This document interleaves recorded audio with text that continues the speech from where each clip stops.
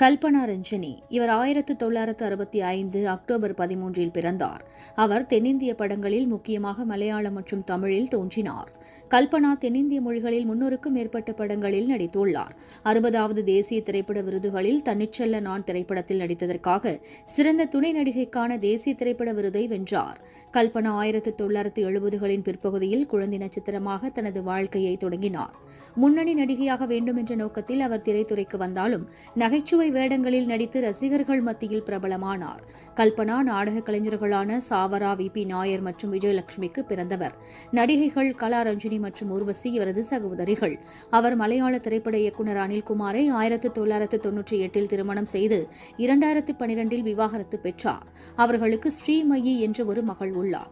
25 ஜனவரி 2016 அன்று அவர் தனது ஹோட்டல் அறையில் சுயநினைவின்றி காணப்பட்டார். உடனடியாக மருத்துவமனைக்கு கொண்டு செல்ல வழியிலேயே மாரடைப்பால் இறந்தார்.